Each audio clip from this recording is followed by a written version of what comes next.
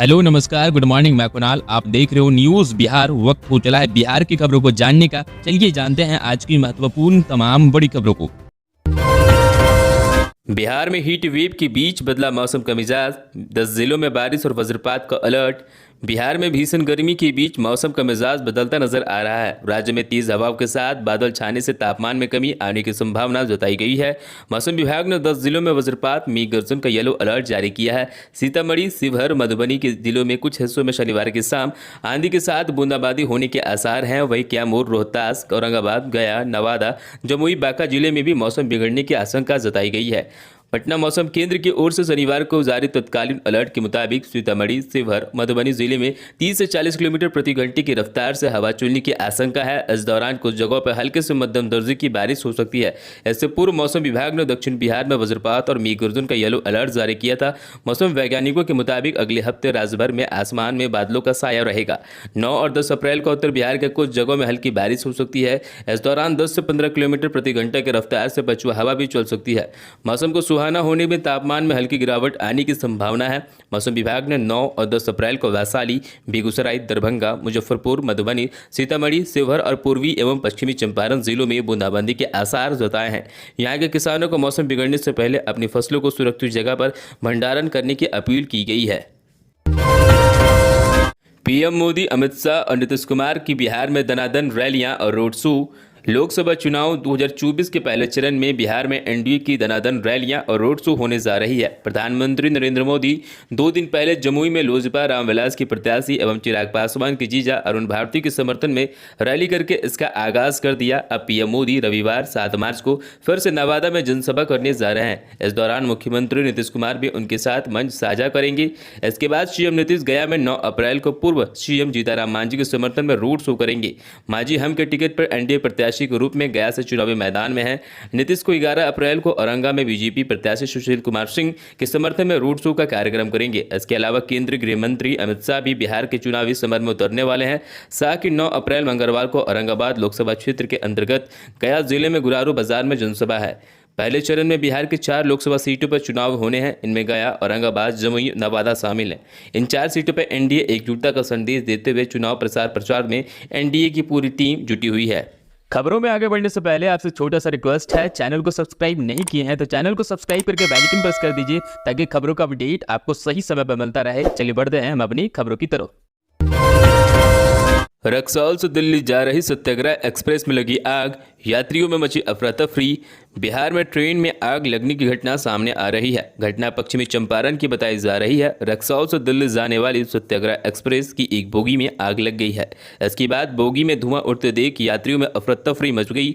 आग लगने की वजह क्या है इसका अभी तक नहीं पता लगा है। घटना के बाद आनन फानन में ट्रेन को रोका गया और बोगी से यात्रियों को सफलतापूर्वक निकाला गया। इसके बाद रेलकर्मियों ने आग पर काबू पा लिया। इस दौरान लगभग आधे घंटे तक सत्याग्रह एक्सप्रेस मुसरवा हॉल्ट के पास खड़ी रही। इस दौरान लोगों की भीड़ जुट गई। बता दें कि पिछले साल दिसंबर में भी रक्सौल एक्सप्रेस बर्निंग ट्रेन होते होते बची थी। इस ट्रेन में आग लगने की घटना आम हो चुकी है। यात्रियों के मुताबिक ट्रेन की बोगी में अचानक धुआं उठने लगा। इसके बाद लोगों ने हो हल्ला शुरू कर दिया। इसकी जानकारी ट्रेन के लोको पायलट को दिया गया। इसके बाद ट्रेन को रोका गया। हालांकि घटना के कारणों का अब तक पता नहीं लगा है। आग बुझाने के बाद ट्रेन को दिल्ली के लिए रवाना कर दिया गया। घटना को लेकर अब तक आधिकारिक की ओर से कोई जानकारी नहीं मिली है। हालांकि इसमें किसी को हताहत होने की खबर भी नहीं मिली है। होली के बाद अब के पाठक ने रद्द की ईद की छुट्टी। शिक्षकों के लिए जारी रहेगा ट्रेनिंग कार्यक्रम। बिहार में जब से शिक्षा की कमान के पाठक ने संभाली है तब से यह विभाग और उसके मंत्री से लेकर अधिकारी तक चर्चा के केंद्र बिंदु बने हुए हैं। चाहे शिक्षा में सुधार को लेकर निरीक्षण कार्यक्रम हो या नए टीचरों की बहाली या फिर नियोजित टीचरों को राज्यकर्मी का दर्जा देने का मामला हो, हर समय यह विभाग चर्चा का विषय बना रहा है। लेकिन पिछले कुछ दिनों से विभाग में छुट्टी और समय परिवर्तन को लेकर नई चीजों का शुरू हो गई है। के पाठक ने पहले होली की छुट्टी रद्द कर दी। उसके बाद यह सूचना मिल रही है कि ईद की छुट्टी भी रद्द कर दी जाएगी। मिली जानकारी के अनुसार शिक्षा विभाग के एसीएस के पाठक ने रोज नए नए फरमानों से शिक्षकों और कर्मियों में एक बार फिर हड़कंप मच गया है। दरअसल बिहार के स्कूलों में हाल ही के दिनों में बहाल हुए शिक्षकों को शिक्षक प्रशिक्षण संस्था डायट में लगातार शिफ्ट का प्रशिक्षण दिया जा रहा है। लेकिन इस कार्यक्रम के समय और डेट को लेकर शिक्षकों में नाराजगी देखी जा रही है। मालूम हो कि पिछली बार शिक्षकों के प्रशिक्षण के लिए 5 दिन का प्रशिक्षण निश्चित किया गया था, जिसमें होली की छुट्टी भी रद्द कर दी गई थी। इसके बाद शिक्षक आक्रोशित हो गए थे। हालांकि शिक्षक संघ इसका विरोध कर रहा था, लेकिन के पाठक शिक्षक टस से मस्त नहीं हुए और होली के समय भी उनका प्रशिक्षण चलता रहा। इस बार फिर शिक्षकों के लिए 8 से 13 अप्रैल तक प्रशिक्षण कार्यक्रम रखा गया है, जबकि 11 अप्रैल को ईद मनाई जाएगी। विभाग का इस निर्णय से भी शिक्षकों में आक्रोश देखा जा रहा है। हालांकि इसका विरोध सोशल मीडिया पर किया जा रहा है। 6 दिवसीय इस प्रशिक्षण का कक्षा 1 से 5 तक के शिक्षक शामिल होंगे। इन शिक्षकों को 7 अप्रैल की शाम तक ट्रेनिंग सेंटरों में योगदान करने का आदेश दिया गया है। प्रशिक्षण के लिए 8 अप्रैल को अपरा 5 से रजिस्ट्रेशन शुरू कराया जाएगा। पुलिस कार्रवाई में भारी मात्रा में कारतूस व हथियार बरामद, 6 अपराधी गिरफ्तार। बिहार शरीफ के लहरी थाना क्षेत्र के कटरा मोहल्ले में गोलीबारी की घटना के बाद पुलिस ने त्वरित कार्रवाई करते हुए छापेमारी अभियान चलाया। इस अभियान में पुलिस ने भारी मात्रा में हथियार और कारतूस बरामद किए, साथ ही 4 लोगों को गिरफ्तार किया है। उक्त घटना को लेकर सदर एसडीपीओ नूरुल हक ने बताया कि पुलिस को सूचना मिली थी कटरा मोहल्ले में 2 लोगों को गोली मारी गई है। घटना की सूचना मिलते ही लहेरी थाना पुलिस और बीएसएफ की टीम मौके पर पहुंची। पुलिस ने घेराबंदी कर छापेमारी शुरू की। इस दौरान पुलिस ने मोहम्मद रिजवी, मोहम्मद रजा, मोहम्मद सोनू उर्फ जान उर्फ नूर आलम और मोहम्मद साहब नामक 4 लोगों को गिरफ्तार कर लिया। पुलिस को सूचना मिली कि कुछ अपराधी बगल के घरों में हथियार के साथ छिपे हैं। इसके बाद पुलिस ने बीएसएफ की टीम के साथ मिलकर उन घरों की घेराबंदी की। इस छापेमारी में मोहम्मद फरदीन, मोहम्मद केसर नामक 2 लोगों को गिरफ्तार किया गया। उक्त कार्रवाई के बाद पुलिस ने दोनों को जेल भेज दिया। बेगूसराय में पुलिस की टीम पर हमला, शराब माफियाओं को गिरफ्तार करने गए थे पुलिसकर्मी, पथराव करने लगे बदमाश। बेगूसराय में शराब माफियाओं ने एक बार फिर उत्पाद विभाग की टीम पर हमला कर दिया है। इस मामले में एक हवलदार गंभीर रूप से घायल हो गए। वही छापेमारी करने गए पुलिसकर्मी जान बचाकर उस जगह से भागने में सफल रहे। ये दुर्घटना के बाद काफी देर तक अफरा तफरी का माहौल बना रहा और पुलिसकर्मी इधर उधर अपना जान बचाकर भागते रहे। वहीं घायल हवलदार का इलाज बेगूसराय सदर अस्पताल में चल रहा है। मामला नगर थाना क्षेत्र की मालगोदाम स्थित झोपड़पट्टी का है। घायल हवलदार की पहचान उत्पाद विभाग में पदस्थापित राजनंदन कुमार के रूप में की गई है। घायल हवलदार राजनंदन कुमार ने बताया कि शराब बेचने की गुप्त सूचना मिली थी। इसी सूचना के आधार पर पुलिस टीम मालगोदाम स्थित झोपड़पट्टी में छापेमारी करने के लिए गई थी। जैसा ही छापेमारी अभियान पुलिस द्वारा चलाया गया, उसमें शराब माफियाओं ने पुलिस टीम पर हमला कर दिया। वर्ल्ड इकोनॉमिक फोरम ने की घोषणा, बिहार के शरद सागर को मिलेगा यंग ग्लोबल लीडर्स का सम्मान। बिहार के सामाजिक उद्यमी एवं भारतीय युवा आइकॉन शरद विवेक सागर को वर्ल्ड इकोनॉमिक फोरम द्वारा 2024 में यंग ग्लोबल लीडर्स के तौर पर चुना गया है। यह सम्मान हासिल करने वाले सागर बिहार के पहले और भारत के सबसे युवा व्यक्ति है। यह सम्मान देश के राष्ट्राध्यक्षों, नोबेल पुरस्कार विजेताओं और उद्योगपतियों को दिया जाता है। जनवरी 2022 में प्रधानमंत्री नरेंद्र मोदी ने दावोस में आयोजित वर्ल्ड इकोनॉमिक फोरम में ऐतिहासिक भाषण दिया था। सागर को सम्मान देने की घोषणा गुरुवार को वर्ल्ड इकोनॉमिक फोरम के अधिकारियों ने की। झारखंड बिहार के अफसरों का पलामू में फ्लैग मार्च, भयमुक्त मतदान का संदेश, बिहार इलाकों में रहेगी खास नजर। लोकसभा चुनाव 2024 को लेकर झारखंड के पलामू जिले के हरिहरगंज में शनिवार को झारखंड व बिहार के प्रशासनिक अधिकारियों ने पुलिस बलों के साथ दोनों राज्यों के सीमावर्ती इलाकों में फ्लैग मार्च किया और शांतिपूर्ण व निर्भय चुनाव का संदेश दिया। अधिकारियों का कहा कि भयमुक्त होकर मतदान करें, सुरक्षा का पुख्ता इंतजाम रहेंगे। इसके बाद अधिकारियों की संयुक्त बैठक में हरिहरगंज के प्रखंड सभा सागर में हुई। इस दौरान चुनाव को स्वच्छ और निष्पक्ष तरीके से संपन्न कराने को लेकर विस्तृत चर्चा की गई। इसमें कहा गया कि बॉर्डर इलाकों पर खास नजर रखी जाएगी। बिहार में भीषण गर्मी पर आपदा प्रबंधन का अलर्ट, बंद हो सकते हैं स्कूल, सभी डीएम को भेजा पत्र, दिए ये निर्देश। राज्य में भीषण गर्मी और लू की स्थिति को देखते हुए स्कूलों का संचालन के संबंध में आपदा प्रबंधन विभाग ने निर्देश जारी किया है। भीषण गर्मी और लू से बच्चों को बचाने के लिए स्कूल सुबह की पाली में संचालित करने या फिर गर्मी की छुट्टी निर्धारित करने से पूर्व घोषित करने के लिए कहा गया है। गर्मी की स्थिति को देखते हुए स्कूलों अल्प अवधि के लिए बंद किया जा सकता है। इसके लिए जिलाधिकारियों को समीक्षा करने का निर्णय लेना चाहिए। भीषण गर्मी और लू से बचने के लिए उपाय से संबंधित कार्रवाई के लिए आपदा प्रबंधन विभाग के अपर मुख्य सचिव प्रत्यय अमृत ने शिक्षा, स्वास्थ्य सहित संबंधित विभागों को प्रमुखों को जिलाधिकारियों को पत्र भेजा है। बच्चों को लू तथा गर्मी के प्रकोप से बचने के लिए सभी स्कूलों में परीक्षा केंद्रों पर पेयजल का इंतजाम सुनिश्चित करना होगा। ओआरएस की व्यवस्था भी करनी होगी। राज्य में भीषण गर्मी और तपीस को देखते हुए आपदा प्रबंधन विभाग ने अलर्ट जारी किया है। राज्य के लोग और पशु पक्षियों को बचाने की जिम्मेदारी स्वास्थ्य, शिक्षा, पशु व मत्स्य संसाधन विभाग सहित 15 विभागों को दी गई है।